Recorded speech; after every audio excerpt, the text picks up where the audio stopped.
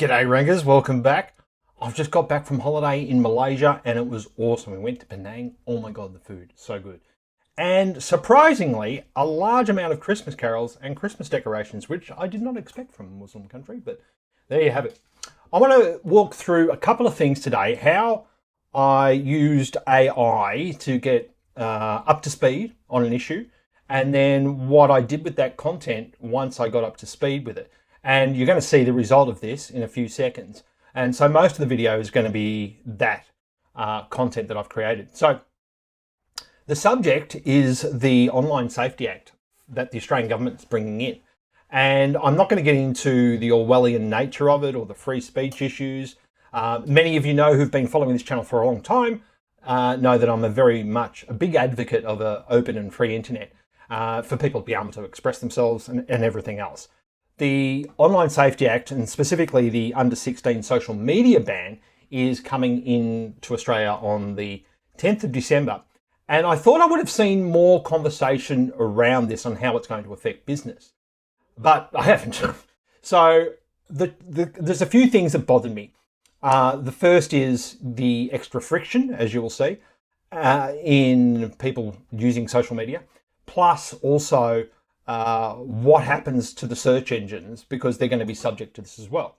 So the first thing I did was I asked a question in Gemini Deep Research. Incidentally, I think Gemini Deep Research is the best tool from my experience out of all the large language models.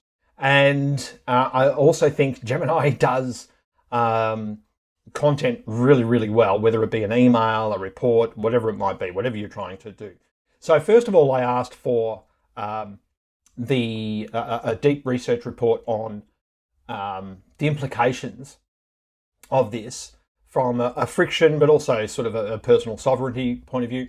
And then the other report I got done by Gemini was what are the implications for SEOs who are trying to use Google Incognito and VPNs and those sorts of things to check the results in other jurisdictions or without all the other guff that you get from Google when you're logged in. And then I took both of those reports into Notebook LM, another Google product, which is excellent, by the way. If you're looking to do any sort of research or study and you want to put together a quick explainer video, that's what I've done here. I've uploaded these two reports and then I've asked for this explainer video to be created, which you'll see in a moment. But the problem with Notebook LM, from my perspective, is that all the narrations are in a American accent. And so then I went to 11 Labs, which I used to create my audio book. And I've used my voice, which it's already been cloned into 11 Labs. And I took the script from Notebook LM. I just basically grabbed this video, transcribed it using a transcription tool. There's heaps of them out there, and you can use Google Gemini to do it if you want. And then I grabbed that transcript and I threw it into 11 Labs, and then I downloaded the audio, and then I stitched the audio together with the video content that Notebook LM has produced. So that's the lesson on how I've used AI for this particular topic. But have a watch of this, because this comes in on December 10 in Australia, and I think it's going to have a real impact on e-commerce and also digital marketers.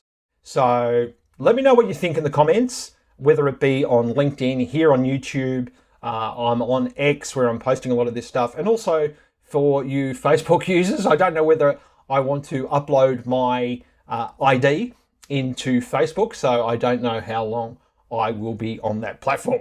And that is the problem. There are a lot of people like that. So be very interested in your thoughts. And remember, always remember to like, share, subscribe, tell your friends. But more importantly, with this one, ring up your local federal member, send them an email. If anybody wants access to these reports, I'm happy to share them. In fact, I might make them public and link them in the description of this YouTube video. In fact, I will do that. So let me know what you think. Thanks very much. Bye. All right, let's get right into it. Starting in 2025, Australia is set to completely re-engineer its internet. Now, you've probably seen the headlines. They're all about protecting kids on social media. But trust me, what's actually happening is way, way bigger than that. So just imagine this for a second. You open up an incognito window, to do a fresh, anonymous search. But instead of a blank slate, the internet looks back at you and basically decides you can't be trusted. That's the exact future we're about to walk through. Because this isn't just about a single law. Nope. This is a whole suite of new and very much enforceable codes that fall under the Online Safety Act. And they're not just going to change how kids use social media. They're going to change how every Australian interacts with search engines like Google. So what on earth does this new digital border actually look like? Well, it's being built as we speak. And believe me, the deadlines are coming up incredibly fast. By the end of 2025, this is pretty much a done deal. First up, on December 10th, the social media age ban officially kicks in. Then, just 17 days later, right after Christmas, the search engine safety code follows. And by early 2026, the whole new framework is live. And you might be wondering, what's going to make these giant tech companies actually comply?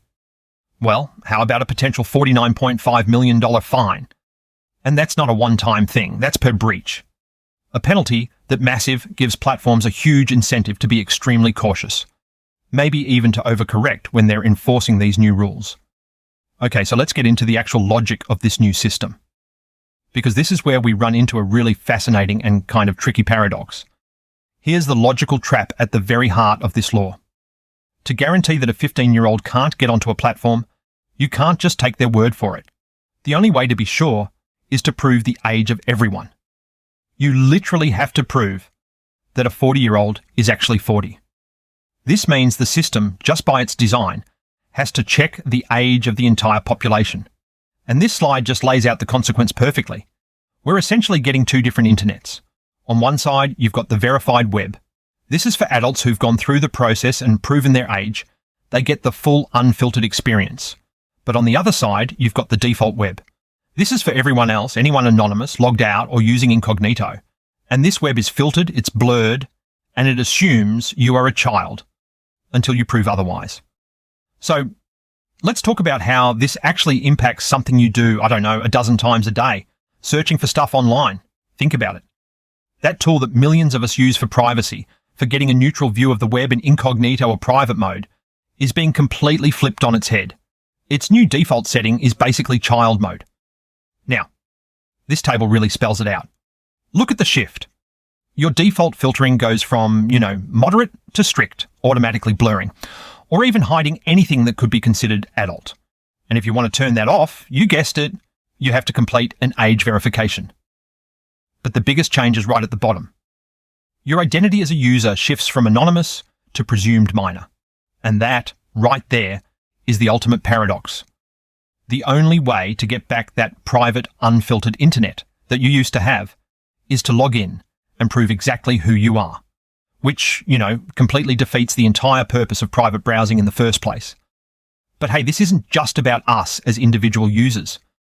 These new rules are creating some massive, and I mean massive, new hurdles for any business trying to operate online in Australia. So the key idea here is something called economic friction. Basically, every extra click, every form you have to fill out, every ID check you add to a process, it just makes it more likely that a potential customer will give up and go somewhere else. And let me tell you, mandatory age verification is one of the biggest roadblocks you can possibly add to that process. And look, this isn't just some theory. When the US state of Louisiana rolled out a similar law for adult websites, traffic absolutely plummeted by an 80%. That means 4 out of every 5 visitors just decided it wasn't worth the hassle and left. And this creates some serious collateral damage. Just think it through. Corporate VPNs, the things people rely on for secure remote work, could get blocked because the system can't see who's behind them. Small businesses that depend on social media could see their audiences shrink overnight. Even advertisers have a problem.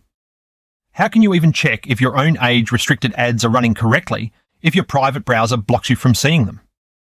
So where is all of this actually heading? This brings us to what might be the biggest question of them all. This quote from the source material really gets to the heart of it. The argument here is that these laws aren't just about safety. They're acting as a sort of Trojan horse for a national digital ID system. So here's how that might play out. First, you mandate age checks everywhere. Then you let people struggle with clunky, high-friction options, like uploading a scan of their passport to Facebook, which, let's be honest, nobody wants to do. And then you swoop in and offer a simple one-click government digital ID as the easy solution to the problem you just created. And over time, proving your identity online just to scroll your feed becomes, well, completely normal. And that leaves us right here with this final question. The goal, of course, is a web that is undeniably safer for children. But to get there, it seems we have to build an internet where anonymity is all but gone, where every user is subject to checks, and where our digital lives are tied more and more to our official government-backed identity. So what's the right balance here? And what is the real price for everyone else?